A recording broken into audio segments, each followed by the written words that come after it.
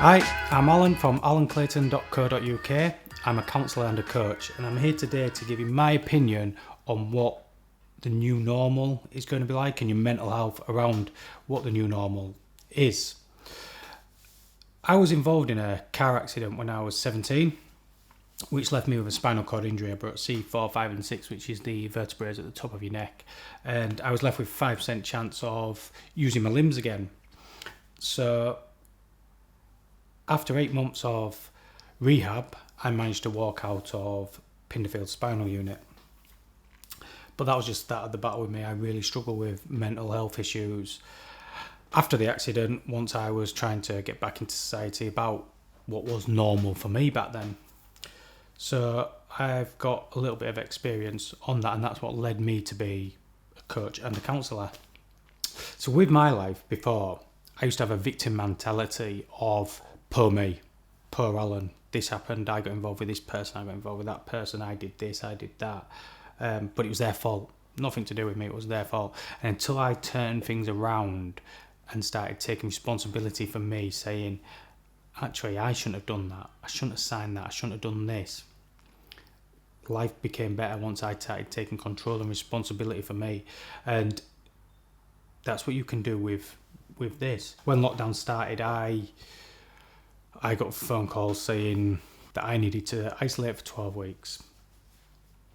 And I set a plan of what these 12 weeks would look like for me. And I thought that won't be an issue. It will not be a problem.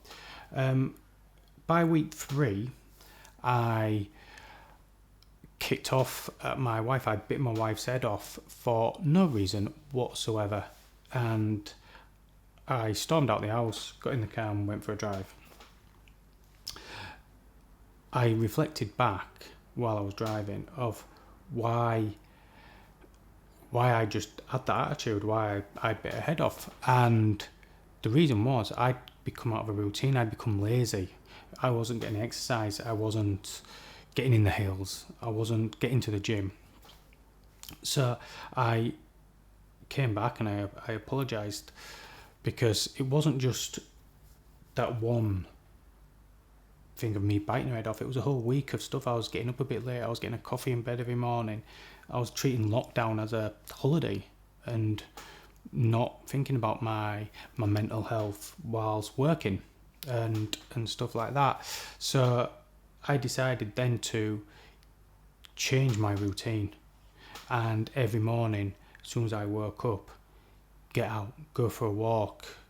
I know I should have been staying in, but my mental health was suffering by staying in. So I was going out at 7 o'clock in the morning, and my fitness levels had dropped so much. So I'd gone from climbing high, like big mountains, to walking a mile around the block and being completely out of breath. These people shielding, still now that they're only just coming out, and it is hard for them, because they'll be judging other people because they're absolutely petrified of what this might do. And they'll be judging people because, again, they'll be holding a certain bit of, why aren't they wearing masks? Why aren't they doing this? They can affect me. But then you're going to be on that thing getting into more anger, because you're going to be concentrating on what everybody else is doing, not what you're doing. It'll be going back to the victim. It's, well, poor me, they're doing this, they're doing that, and not actually looking at yourself, which I get because you've been shielding for so long. Like I say, I was supposed to shield for the 12 weeks and I couldn't. I couldn't do it. I thought I'd nailed it and I couldn't do it. So because I realised that the exercise was so important to me for my mental health to get out, but it is going to be changing from it. It's going to be hard. So again, it's going down to what you perceive and what you can control. You don't know what that other person's going through. You don't know whether that other person has come straight out of shielding that day. So most of us have struggled with what COVID is and what it's all about. And a good way to see where you are is look at the change curve. And if you look up what the change curve is, it's something that happens to you when something shock happens to you in life and something unexpected like COVID comes along, and you work out where you are on this curve. So at the first, there's denial and shock. So when COVID came, people were like, what is this? And then it's just like flu. And like with my accident, it was, I'll be back playing football again. I'll be back on that pitch in a few weeks. But then actually reality kicks in when all these people are dying. You realise that, well, actually this is really serious. And we're going back to the accident, I realised that, well, actually I've got a spinal cord injury. I'm never going to play football again. So it's working out where you can be on this curve. And if you're in one bit, you can be having the crappiest day and be at the lowest where you're in depression and stuff like that. But then you can be in the highest where you're coming out of it. But the key is recognising where you are on this curve. And you can move up and down this curve because it changes day by day. The key is to recognise where you are on it. Because you could be at a stage on it where you're starting to judge people. And right now, you could be going out or you could be in the gym, and if somebody's not wearing a mask, you could start judging them. Why aren't they wearing a mask? Or vice versa, if you don't want to wear a mask, but they are and they're looking at you. It's your control, you're taking back of knowing where you are and going, actually, I'm judging them. And everybody's judging everybody at the minute because we don't know what this new normal is. We don't know what it's like. But all we can do is be ourselves, be control of you, of going, actually, I know what I'm going to do. I know where I am on this curve and I know how to react. I need to be brutally honest with myself about where I am and how I'm actually feeling. And communication. Talk to somebody who's going through it. Ask them how are you feeling about it.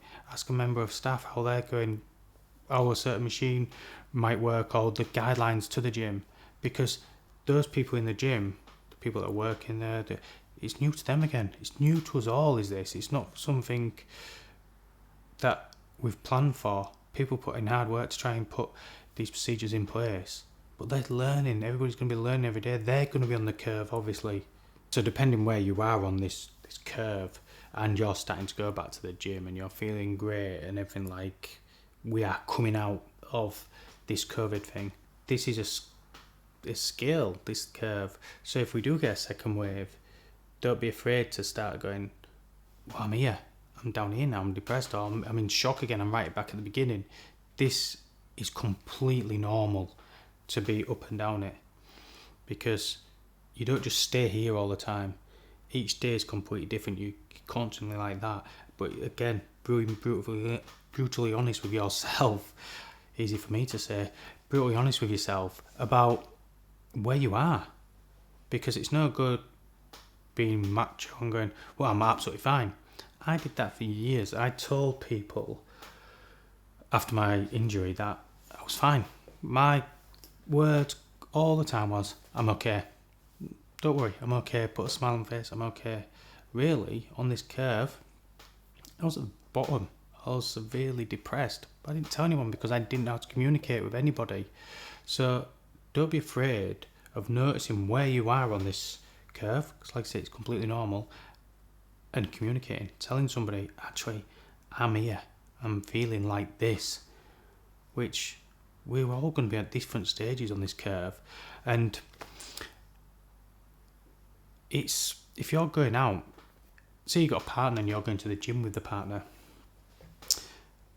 you're going to be at different stages on this curve, and if you've got no communication, they might not be ready to go. They're not ready to go into full steam like you are, which can then only cause problems between you because you've had no communication, because you're pushing them into something they don't want to do. And it's alright stepping out your comfort zone a little bit, because this is what we're all going to be doing. We're going to be stepping out of our comfort zone because we don't know what it's like. But to step out your comfort zone, you step out a little bit. You don't go full steam ahead and go step right out, because then it's just going to cause you more problems. And if you're trying to step right out and your partner, your friend is only ready to go out this little bit, then you've got all this gap that's going to cause issues. I think with COVID, I think it's like the world's reset. And we're talking about the here and now, and it was like you say, you're listening, you're in the garden, you're hearing birds. It was like all of a sudden there was birds everywhere because there wasn't cars and stuff. But it's not seen as like before mental health. Like, again, going back to me, Seems all about me, this. Going back to my accident when I was in depression, it was... But then you couldn't really talk about it. And you didn't feel... And especially as a guy, you didn't feel that I could talk about it. And it was like, if anybody asked, I'd smile and say, yeah, I'm okay. Whereas I was on days where I was thinking, right, I want to kill myself today. So it is getting more acceptable about being able to speak about it, because there's far too many, and there's been too many through this, people struggling with their mental health because of COVID, because they can't get to the exercise, they can't do this because they're struggling with lockdown. So if this is giving us any kind of like more thing to talk about mental health, this is it, because it's... You don't want to see people killing themselves because they can't get to the gym, or they can't talk to somebody. Since I took up counselling and coaching, I wrote a blog, and it took the weight off my shoulders. As soon as I started talking about mental health and started recognising where I was and everything, it was like this weight was lifted off me, and I could speak about anything regarding my mental health. And if I'm having a crap day, it's alright to have a crap day, and I can tell somebody I'm having a crap day. It's not about, well, I just want to tell anyone, I'll be macho about it. There's no such thing. I remember a good few years ago, I had really bad social anxiety, whereas I looked like I was living the life out in Leeds, and on social media, it looked like I was doing really, really well for myself. I couldn't get out my front door, I couldn't get out because my own mental health had completely gone. But I was just telling people I was fine, and on pictures I looked like I was having a whale of a time. And that's how I started this journey of becoming a coach and counsellor, because I actually wrote a blog and started speaking about my mental health, which then allowed me to get to where I am now, to be able to help other people. You can be so in with work and then not actually realise what's going on with your family life and stuff like that. But sometimes you have to kind of hit rock bottom, or even somebody say to you, you've been a bit of an arsehole. But it's how you then take that arsehole. You can go, well, I'm not, I'm absolutely fine. It's you, it's not me. But really, it is you. And you have to get to the point where something just isn't working for you, and you do need to make that change. But it's recognising it and going, wow, do I need to make that change? It took me years to work out what worked for me, for my own mental health. For me, I used to look at a Rosebery Topping in North Yorkshire and want to get up that. And that, I managed it, and I nearly passed out at the top because I was so unfit. But that sparked something in me to want to get fit again, want to get back in a gym, and want to climb mountains, because it releases endorphins. The physical side released endorphins in me to then sort my own mental health out, because I was like, it was give me a sense of freedom. And seeing all those views and everything like that made everything more clear, and I was more present. I got to one stage where I was looking at these, on top of these mountains, looking at these views, and I was thinking, right, I've got to get down from here. Well, I've had to learn to actually just sit back and embrace and look what I'm seeing, and just enjoying that time.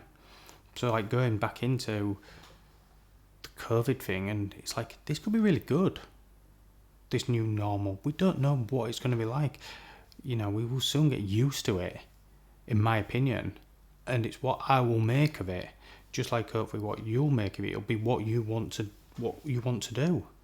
To push yourself on your own, it is hard, because you've always got two little voices. I can't really be bothered. I'm scared of this. I'm scared of that. But it is all going back to that whole control thing of you and what you want to do. So that you going to that gym is going to help your mental health. Yes, it will be scary the first time, but going back to that normality of everybody's going to be scared. You might get the odd person that wants to play it. I'm absolutely fine, but that's because they're on that that curve again, that's completely different to you. So it's recognising that it's okay to be a little bit scared about this new normal. And with us coming out of this, don't put pressure on yourself.